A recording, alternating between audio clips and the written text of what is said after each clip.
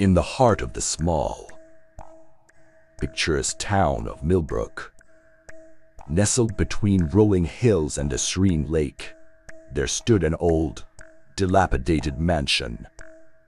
Its grandeur had faded with time, but the mansion remained a source of intrigue and dread among the townspeople. Locals spoke in hushed tones about the mansion's dark history, and one particular object within it, the Cursed Dollhouse. Oliver Anderson, a young man with a fascination for the macabre, had heard the stories of the Cursed Dollhouse since childhood.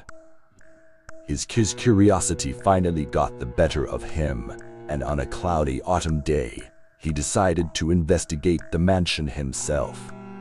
Armed with a flashlight, a notepad, and a camera, he set out on his adventure. As Oliver approached the mansion, he couldn't help but notice the overgrown ivy that choked its once majestic facade. It stood like a sentinel against the passage of time, guarding its secrets with an air of foreboding. He pushed open the creaking wrought iron gate and stepped onto the cracked cobblestone path that led to the front door. Inside the mansion, the air was thick with dust and the scent of decay. The grand floor was adorned with a faded portrait of a stern-looking man, presumably the mansion's former owner. The silence was deafening as Oliver ventured further into the mansion. Guided by the eerie glow of his flashlight, he reached a room at the end of a long, dimly lit corridor. This room, he had heard, was the place where the Cursed Dollhouse resided. As he opened the door, his flashlight's beam fell upon a miniature replica of the mansion itself, a dollhouse so meticulously crafted that it seemed to have a life of its own. The dollhouse stood on a small table, and Oliver couldn't help but marvel at its intricate details. Tiny windows, miniature furniture, and even miniature paintings adorned the walls. But what caught his attention most were the tiny porcelain dolls inside, each one more lifelike and haunting than the last. Oliver reached out to touch the dollhouse, and as his fingers brushed the cold surface, a chill ran down his spine.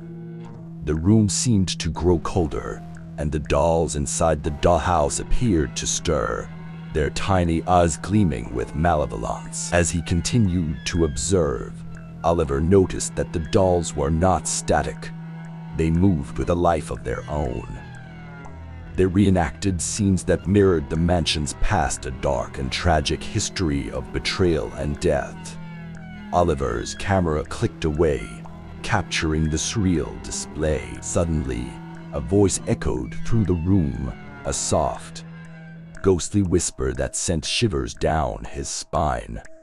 "Help us," it murmured, barely audible yet undeniably present. Startled, Oliver turned toward the source of the voice, but there was no one there. The dolls continued their eerie performance, seemingly unperturbed by the voice. It was as though the very walls of the mansion were speaking to him. The voice grew louder, more insistent. "Free us from this curse," it implored. Oliver hesitated, torn between fascination and fear. He knew that meddling with the Cursed Dollhouse was a perilous endeavor, but his curiosity urged him forward. He reached out to the dollhouse and carefully plucked one of the porcelain dolls from its tiny stage. The moment he did, a wave of dread washed over him, and he felt as though the room itself recoiled in horror. The dolls inside the dollhouse ceased their performance and turned their unblinking eyes toward him. Oliver felt an overwhelming sense of guilt and sorrow emanating from the doll he held. Its eyes seemed to plead with him, and he could no longer ignore the voice that echoed in his mind. With trembling hands, he placed the doll back in its miniature world. As soon as the doll was returned to its place, the room fell silent, and the eerie chill in the air lifted. The dollhouse returned to its inanimate state, and the porcelain dolls ceased their haunting movements. Oliver's heart pounded in his chest as he realized that he had appeased the cursed dollhouse, at least for the moment. Leaving the mansion behind, Oliver knew that he had unlocked a small part of its dark history, but he also knew that the curse still lingered. The voice of the dolls would forever haunt his dreams, a reminder of the eerie encounter in the Forsaken Mansion. Years later, Oliver became a renowned paranormal investigator, dedicated to unraveling the mysteries of the supernatural. But he would never forget the cursed dollhouse and the chilling voice that had reached out from another realm. It was a tale he would recant to others, a story of the macabre and the unexplained, a story that would continue to send shivers down the spines of those who dared to listen.